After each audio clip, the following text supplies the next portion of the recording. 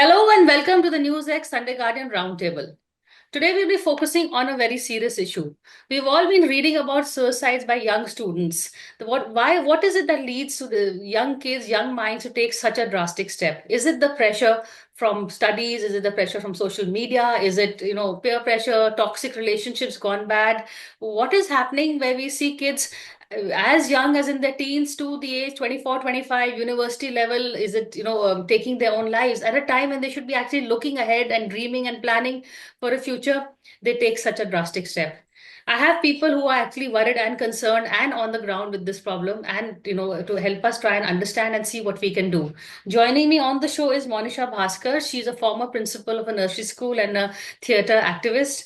I have me Ambika Singh. She's the child and adolescent psychotherapist at Family Tree. And Arshita Kapoor, she's a career and university guidance counselor with the British School. So, all of you are there on ground. And, in fact, Ambika, you and I were talking about this, and that's really how this show has come about, this conversation. We've had two kids committing, at Ashoka University, one committed suicide, one had a cardiac arrest. We've had a student in Gorakhpur who didn't do well in her engineering exam. Her father said, no problem, you try again. She even told him, get my mobile recharged. And the next day she was found hanging in her room. Another kid that I know of, which happened a few months ago, her teacher caught her in the class with a mobile phone and pulled her up in front of everybody. She was so upset, she went home and she hung herself. So, what is happening? What is the pressure? What are we doing wrong? Ambika, I'll begin with you first. What is it that we're doing wrong? Actually, this is not a new problem. This is especially the rates of suicide in India, for example, have been rapidly rising since 2012. And every time it kind of hits the media, and then everyone gets a little concerned about there are rising rates, and we try to think about what's happening. But there are systemic issues as far as how we deal with young people or how we deal with children for that matter, which kind of go unaddressed when we go from emergency to emergency. So there are a lot of things going on as far as um, student suicides or general mental health is concerned. And I think it's important to start Yeah. engaging with those harder topics. Yeah. Yeah, I think mental health is really the issue that one should have flagged off. But Monisha, is it social media? The digital world. I mean, if you were to say one thing to blame, what would you say? Priya, digital world, yes, definitely, because the reality, from the real to the real world is blurring. Everything, sorry, everything that influences, there are so many influencers there now on social media who who give out information which is fake, not thought out. There are unrealistic expectations because those people who are watching those videos or those reels try to imbibe that in their life or make it aspirational, where they're trying to reach out to a world which doesn't exist. I know people personally, even some adults, so who are going through a whole lot of awful things in their life, have mental issues, but on social media they're hugging each other and telling each other, "You're the wind beneath my wings," and we are having such a good holiday together. And you're like you have a divorce petition going on. What is going on in life? So it is so confusing for the children in those homes that A, they don't understand what is reality. B, the pressure also comes from social media to look a particular way, to lead a lifestyle in a particular thing. Little things are not making people happy anymore. If you go to Goa, it's not a good holiday. You must go to Bangkok. So the pressure is building from a very, very young age. And social media, unfortunately, alienates you from the rest of the world. There is no human contact, or there's very little human contact. In school, when we were in school, I'm from modern school. When we were in school, of course, there were tough exams, there was pressure, there was, you had to perform, but you had a rapport with teachers. You had a problem, you went to a particular teacher that you could talk to, you could speak to and say, "Ma'am, I don't understand this." Who would tell you, "Okay, come beta, I will teach you," like that and stuff like that. Also, because we were in joint families, we were with a whole lot of grandparents, cousins, siblings, sisters, grandmas, aunts, uncles. The pressure was not for you to bear alone. You went to a grandmother, you went to a friend, you had an outlet, you had somebody to give you a reality check and say, "Listen, snap out of it, don't be silly. Correct. This is Hmm. not happening. Even I'm going through this kind of a pressure." So if your friend was going through it, she would be there for you or he would be there for you. This helped you tide over these kind of situations.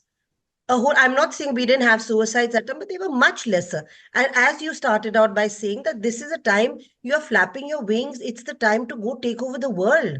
You have Correct. dreams, you have aspirations, you have the whole world open to you. Instead of that, you're withdrawing further because of social media or a computer or your phones. You're going further and further into little dark rooms. Privacy is so important. Pucha mat. Parents are getting, unfortunately, into this mode of what I say called fragile parents. They are so unable to ask, leave alone be a parent. They are so busy trying to please the child, to be the friend, to be, ha ha, everything. You raise children like yes men and yes women. They are unable to take pressures from the real world. It's not Got a it. rose garden outside, and that's not the way it's going to be. So they get a very rude shock when they step out and they hear a no. That's where I feel a lot of these things are stemming from. Okay. So Arshita, you also do, you do a lot of counseling. Is it just for university level or college level, or is it, just the day-to-day stuff that goes on in the school also? What are the problems that you encounter? So I work currently at the British school, but I've worked at Vasantali before, and I've worked with kids, usually in the senior secondary school. What I see is that, of course, I do a lot of career counseling, and most of the stress is stemming from those, years where kids are really under pressure to perform, because the parents become answerable to the society as to, where is your child going to go and study? What is it that they want to study? Yeah. Those kind of questions start to kind of stem up. But what I do think is that it's not one person's problem for sure. It's not just that you can pick up and say that social media is to be blamed. Because if you look at when even I was in school, which was not very long ago, you could only know what your neighbor was doing, what your friend in school was doing, or just like maybe another friend from another school was doing, right? Now I know what somebody in America is achieving. And that is the level of competition, right? I'm comparing myself to all kinds of students out there. So the amount of pressure that I put on myself to compete with kids with extreme level of resources and obviously under resourced as well, the competition is crazy. And I don't think we can blame one person here. It's just the whole system, the whole set that, parents are going out for these cocktail conversations and saying, my kid got into Harvard, oh, yours only got in here. And those kind of conversations are difficult for parents also, not just for kids. So Right. even if parents are trying to support them, scaffold this process, it's not really working out, because from if it's a place that if it's a household where parents are not putting pressure, then it's coming from school, it's coming from friends, it's coming from social media, it's coming from your neighbor. It's a lot more than what you can actually see. A child is meeting not just a small set of people now, their circle is much wider as compared to when we guys were in school. And all of those things have really changed. I think that makes such a big impact on the students' well-being, that it's everything together, frankly. Okay. Ambika, also a little bit of what you do. I didn't ask you that. I should have, the kind of cases that come to you and the counseling. And what do you think is the biggest trigger, really? So I'm a child and adolescent psychotherapist, and I work largely in a team where we work with young people and their families. And actually, there are, like Ashita was also saying, there are multiple triggers, but we live in a very different world today. So the kind of technology advancement, for example, like I was in a generation where internet had just started, as opposed to a group, the children today that are born in a world of AI. So Hmm. the kind of access they have is really different. So I think what we as a team keep trying to do is bridging the gap between what technology and what's accessible today and how to relate to it with the current situation that the child or the young person is going through. So our older ways of making sense of things are kind of reaching a bit of a wall. Because, for example, social media is touted as a terrible thing. I find it very difficult to say all or none on that, because majority of the young people right now, their entire friend circle post-COVID is online, and they're interacting with people from all over the world. Of course, there's a safety concern, yes. But for example, a lot of young people that I work with, they interact, I mean, their peer communities are primarily online. So if we blanket block social media, then you're cutting out interaction. So But then do you want a regulatory interaction or a supervised interaction or a yes, time? absolutely. And that's where I think how we regulate time on social media and how parents regulate these things with children is what really needs to be thought about while thinking about how they regulate it with themselves.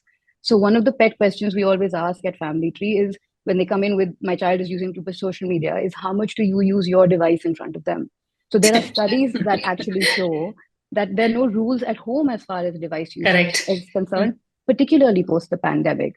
So children and young people are also modeling behavior. I mean, they're picking up on cues on how you interact with things. So if you as parents have not put any rules, or your child is talking to you, or your young person is talking to you, and you're on your screen, you're kind of teaching them that the screen is more important than engaging with them. So I think we're at a point in society where we really need to rethink how we engage with each other, specifically with as children and young people, or even as parents or schools or counselors for that matter. How do we engage with this new interaction that's happening within society?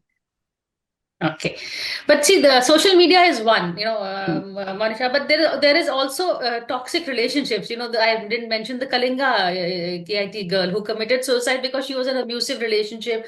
Her boyfriend was blackmailing her. She went to the university authorities and they just put him on notice. Didn't take a harsh enough action, whatever they did.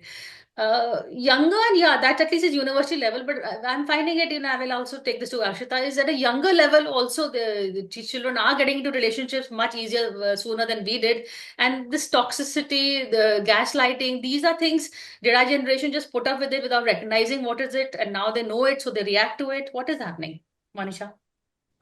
See, Priya, what happens is that there are a whole lot of fake accounts, that there is WhatsApp, which is there for energy. We had landline phones, so your father could pick up an extension, your mother could. There was never this exclusive that nobody knew, this gadget. There is WhatsApp. I mean, there are men and women grown up having side affairs in marriages, but that's another point.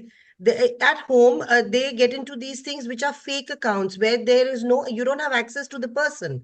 The person Correct. can ghost you, the person can just switch off his number or her number, and you don't know where that person is. Look at the kind of pressure you feel, that you're in a friendly relationship or a love relationship, and one morning you just wake up and the person is poof, the person is not there. How do you handle that? This is where I said that earlier, when there was human interaction, you knew the house of the person, you knew a cousin, the person actually existed, there was an individual of that name. So you had that security at the back of your head subconsciously, कि भाई मुझे घर पता है, मुझे family पता है, God forbid something goes wrong, you could approach, you could meet. To be so involved in a way with somebody, and then one morning just that person just vanishes. I mean, how do you, I would like to ask Ambika, she counsels people, how do you deal with that? As an adult, it is a very scary proposition to be with people who are not there. Again, on social media, like you said, you interact with colleagues, with people. Yes, that is the good part when you limit it. However, on Facebook, there are people who have 1,500 friends, but not a single person to go to at 3 a.m. in the morning. What is the point of having that kind of interaction? I would rather have interaction in my colony, or with school friends, or with college, even work. So, I mean, be real. Working from home, yes, is very good. I'm when I work with people. When you have somebody across, everything online is a good concept for exposure, but it is a very, very lonely experience. You're just sitting here, just one way you're talking to people, you switch it off, and there you're sitting alone by yourself in the room. Right. So it is very, and love and intimacy of a different kind. Somebody to hold your hand, to give you a hug, an elder to put a hand on your head and say, "Beta, what's happened? You're not eating your food." Hmm. It makes a lot of difference emotionally and mentally, I feel, which is lacking. It's a very cold world. You're eating meals by yourself. People are looking into their phones on the dining table.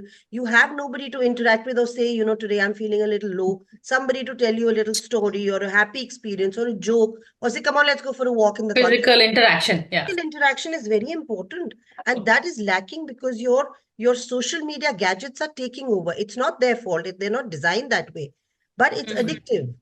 No, they are designed. Trust Adults me. are not All the prompts They addicted. are that come, designed. they are let's totally be designed that way. But let's be honest, how many people wake up in the morning and they check their phone the first thing? I'm guilty. I think Yeah, everybody here does I'm that. guilty. I'm fighting that. So, think of it at a lower level, who cannot handle that pressure. That's the concern. Okay, Ambika, you want to come into that before I go to Arshita with a. No, I was just saying that I absolutely agree. Like, I think children and young people most certainly need in-person interactions with adults that they can trust. But that's the other thing. Like, adults also right now are going through high levels of anxiety for 100,000 other reasons. So if you don't have a regulated adult to interact with, that screen is more, um, I mean, it calls out to you far more, and it's far more addictive because it's responding in a certain kind of way to you. But if children and young people have adults in the system that they can interact with and trust, I think that's what we also need to build very consciously, and not just adults who are like always busy, like, oh, don't talk to me right now. I just came back from work, or that meeting is happening right now, and my mind space is not there. So if our responses to these young people is dismissive, they're going to turn to the screen. So I think that interaction of what kind of relationships we're creating in person, for sure, is something really that we need to think about. Okay, Also, I'm going to take I a. can just add to that. As elders, one should not be reactive. You have to listen to them when they come to you. Absolutely. Not be Yeah. in a reactive mode to say either you're very silly or very smart or I don't have the time. How will the child approach you next time? Yeah. I agree Sure. with you, Ambika. That's true. Okay, I'm going to take a break and come back, and I'm going to ask Arshita what happens in real life relation. When you're in a relationship with a class colleague or a university colleague, and that turns toxic. That is a real life thing, and people are blackmailing you, are taping you. Early on tapes nahi the, whatever the deal is. I'm going to talk to Arshita after a quick break.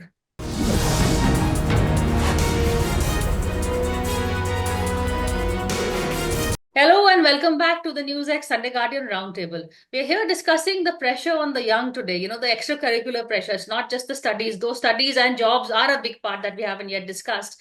But Arshita, talking about toxic relationships, it's beginning much younger, the good and the bad. So are the young really able to cope with it?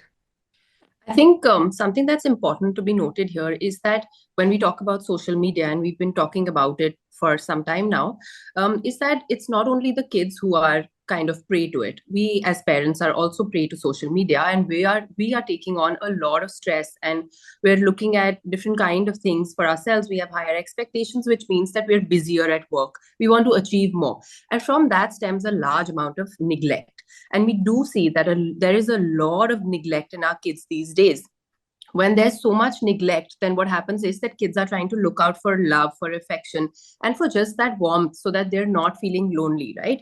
And that starts at a very young age, because they're not getting that when they really need it. Parents are unavailable to their children, so kids seek all of the support outside, which means that friends become more important. And we have seen that kids, parents will complain later, our kid doesn't give us any time, we don't see them so often, they're always on the phone, they find their friends more important. And that's only happening because in the formative years the parents have been unavailable, because they feel like they need to provide a lot more for their children, and the expectations are so high.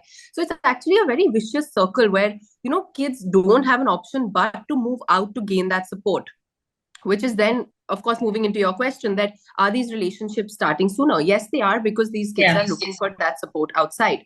But do these kids know what they really want and what they should expect from, somebody who's a classmate?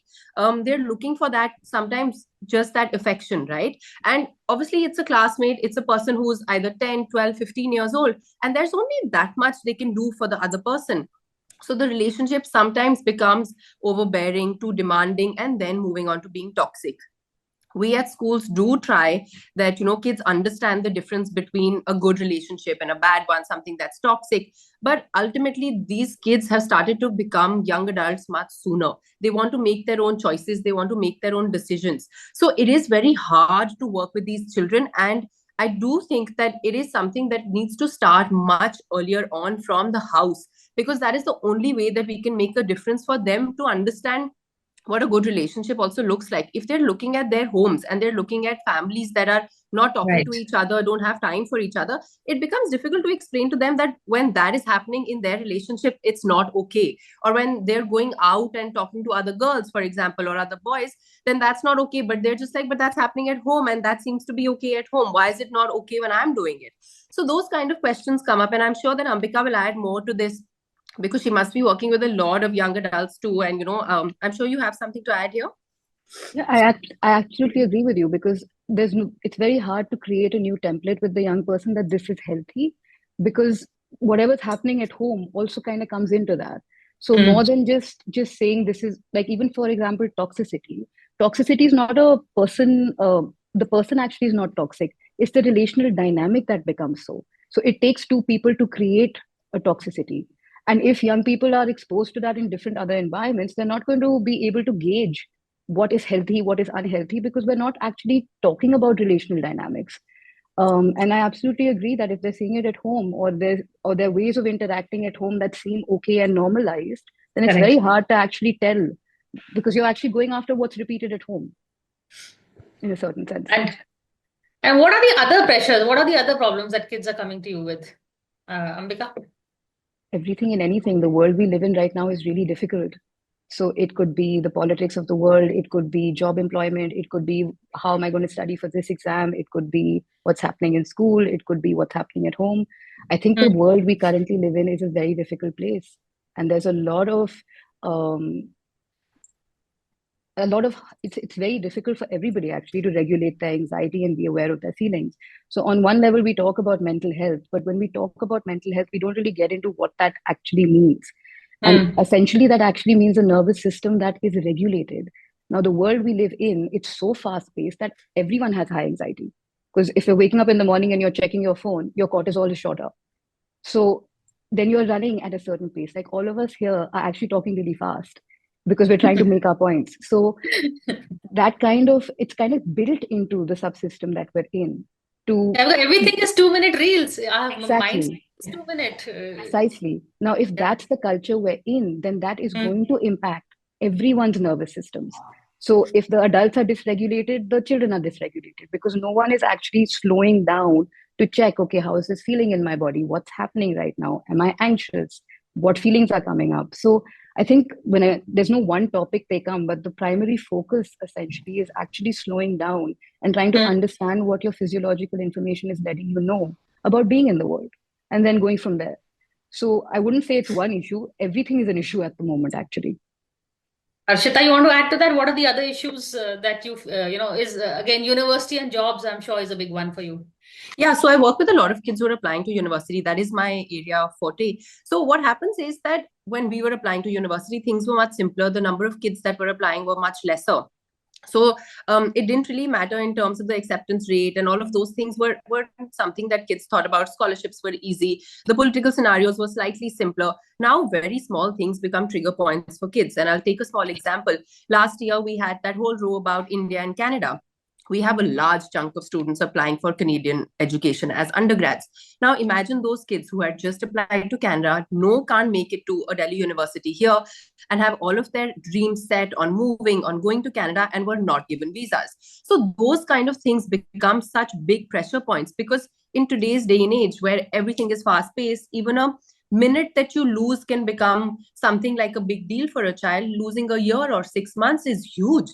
And they feel like they've really lost out on their career if they've lost that 1 year. So actually, even just the basic political scenarios, a comment that one world leader makes can make it can make just the hugest difference to what the child is thinking, feeling, and then doing in their educational journey. So it's actually everything, because social media has become so available to everyone, and kids at an instant know who said what. It's actually something that is a trigger point. I have kids running in and saying, oh my God, this is what this world leader said. How does it affect us now? And I'm just like, you are faster than the news. How do you know this? So this life in the fast lane, Monisha, I think the good old days have really something to be said. We are speaking faster. We all have attention deficits. There's also a problem of choice. In our time, it was either you do literature or you do economics. You go to one or the other streams. Here, because there is a multiplicity of choice, you always, that FOMO is there, the fear of missing out. Is that what is really driving this insecurity, Monisha? It is, yes. Too many choices, too much information. There's something known as too much information, which is not required. Your mind is not able to process for you to think clearly, whether it is mentally or emotionally. At any age and stage, you need to get in the relevant information and delete the rest. What is happening now, I again come back to social media. It's not that bad a thing. I'm not saying that you don't. What I'm saying is that, for example, when I was a young girl, we were going for a wedding, and I told my mother, I want to wear this piece of jewelry and this shawl and blah, blah, blah. She turned around and said, Beta, not at your age. When you're older, you can handle it. So you take it then. A little example. Similarly, certain information should come to you at the right age, because you're mentally prepared to tackle it, to deal with that situation. Yeah. A 7-year-old child has to be different from a 10, has to be different from a 15, has to be different from a 20-year-old individual. You are handing that phone or that iPad to that child at 7. You are not around to see what the child is clicking. You are not around to see how much time he or she is spending on the phone. Your real activities like music, cycling, reading a book, having healthy discussions. When we were younger, nothing was not to be discussed, whether it was politics, whether it was religion, whether it was finance. My setup, I mean, the family I grew in, encourage this kind because you learn to tackle difficult situations. Life is not only about a lollipop and, the Karan Johar movie. There is more to life. So if you don't get that Kajol and Shah Rukh Khan college, better work and get into another one. Keep your But the options. problem there, Ambika, is not just watching Kajol and Shah Rukh Khan. You want to become Kajol and Shah Rukh Khan. It's Yes, not in real life. Then you have then this life filter. is not then life is not worth it. If you're not Rani Mukherjee or Kajol, if you don't look like them, if you're not in universities like them, if you're not leading the Yeah. the cool dude with around your neck a cool chain, then life is not worth it. Who So you're said living, this? through perceptions. It's Who a life. endorsed this? Who said that this is the only way to be? And one more thing I notice is that mediocre and discipline have become such negative words. Why? There are people, and not everybody is a genius. There are people who have a different skill set. You can be an artist, you can be a singer, you can, there are so many other Right. avenues available. So who But gave that I would say is a plus point in today's world because these YouTubers have come. There is a variety of options that was not there for us. That pressure, I think, is not there so much. recognize that, Right? move into that, and recognize your child or your people or children around for the skill set they have. Okay. Everyone not be an Einstein and go to Harvard and So Cambridge. I'm totally out of time, but I want to give one last word to everybody is what is the advice that you would give to the younger generation? Arshita, if I begin with you, one word, what would you tell them? So Actually, I'd I like think to you are part of the younger generation, but anyway. I'd actually like to give a little piece of advice to parents more than the kids. I think it's so important to spend that little time in the evening with your kids to understand what they've been up to, what they're doing, and what they really want to do in life. Because I think a lot of times our kids are not being heard. So I think more than saying something to the kids, I want to say, parents, give that time to your child. It's only 18 years that they're going to live with you. Then they're off. They're free birds doing what they want to do. Spend that time in the evening, listen to what they have to say, and life will become much easier for the child and for yourself. And to the kids, everybody can achieve what they want to achieve. There's place for everyone in the world, so stop stressing. Monisha. I would say that you tell children and yourself that life does not promise you any rose gardens, that I'm there as a parent. I am rock solid behind you, beta. No matter what it is, I will not move from where I am. And lastly, always remember in life, this too shall pass. When you're 40 years old, your 12th standard, red little mark in your thing because you didn't get 20, you only got 7 out of 20 in math. Not a big deal. This too shall pass. Continue living. Well said. And enjoying life. Okay, Ambika. I think it's all been covered, but to the young people, I generally say, talk to someone more than just what's happening in your mind so that you can get another opinion and another outlook. That's about it. And yeah. Good advice, I think, from everybody. Thank you so much for the show, and I hope it does help someone and they do reach out and communicate. And that is if they watch the show and look up from their Instagram post long enough. I think I'll put it all in reels, all your advice, so we'll get the viewership where we want it. But thank you so much for this conversation. Thank you. Thank you. Thank you.